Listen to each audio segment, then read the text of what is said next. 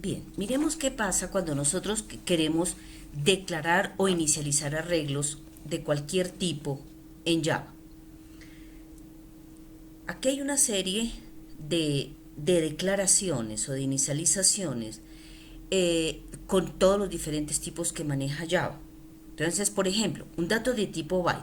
Recordemos que los datos de tipo byte son los datos que tienen un rango entre menos 128 a 127 positivo, o sea, datos muy pequeños.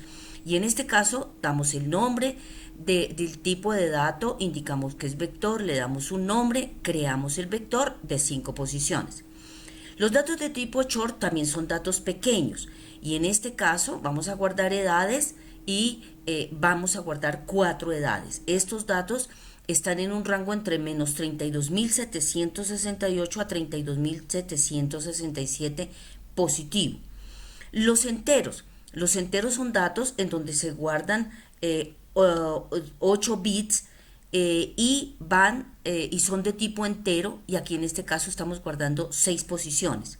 Los datos de tipo long ya son datos bastante grandes y podemos, en este caso, nuestra variable se va a llamar tiempo y va a guardarnos 7 posiciones.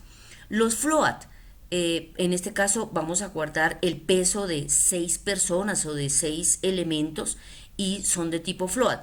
Y los float ocupan 32 bits cada float. Los datos de tipo booleano simplemente guardarán internamente un 1, un 0, pero aquí para poderlo representar nosotros lo colocamos con un false o un true. Y en este caso nuestro vector llamado si no va a almacenar tres tipos de dato booleano. La, las, los tipos de dato char, que en este caso nuestro vector se va a llamar sexo, va a tener, por ejemplo, dos datos que sería, por ejemplo, femenino y masculino, o sea, la F y la M únicamente. Y recordemos que los char ocupan únicamente 16 bits. En los datos de tipo string, ciudades, nosotros vamos a almacenar simplemente 6 ciudades que pueden ser, por ejemplo, Barranquilla, Cartagena, Santa Marta, Bogotá, etcétera. Y en estatura, los datos de tipo double, vamos a guardar 8 datos de tipo double, 8 estaturas, en donde recordemos que los datos de tipo double se guardan en cada datico, son 64 bits. Es por eso es que es muy importante conocer nosotros el tipo de dato que vamos a utilizar, también por la cantidad de memoria que utiliza la computadora. Entonces, ¿qué sucede si lo que nosotros queremos hacer es inicializar con valores iniciales los datos en Java, por ejemplo? Entonces, según lo que vimos en el mismo orden que lo miramos atrás, un dato de tipo byte con 3 posiciones que son el 2, el 5 y el 7 fijos. Un vector de tipo short que vamos a guardar edades, 4 edades, que son las que tenemos acá. Un vector de tipo entero que lo voy a llamar year y tiene 3 años. Un dato de tipo long que se llama tiempo y es un vector que me guarda 1, 2, 3 datos muy grandes.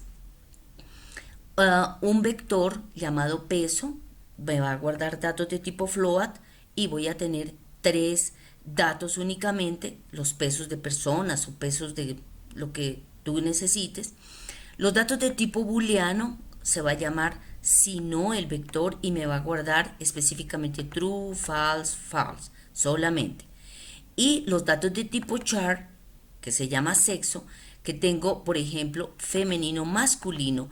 Pero, por ejemplo, si tú necesitas guardar esta arroba, lo primero que tienes que hacer es colocar una comillita simple, luego colocar el char o el símbolo y cerrar con una comita.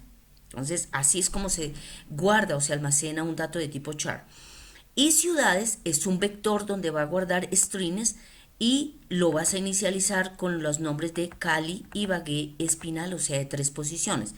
Y double se va a llamar estatura, es un vector que tiene tres estaturas, 1,56, 1,70 y 1,75. Y en general, cuando nosotros declaramos vectores, los de tipo entero siempre se inicializan en cero por defecto, a menos que tú le digas, como en este caso, que tiene valores fijos. Cuando hablas de los datos de tipo cadena, a diferencia de este tipo, si no le dijeras nada, se inicializarían en vacío, y cuando tiene los datos de tipo booleano, por defecto se almacenan, se inicializan con falso.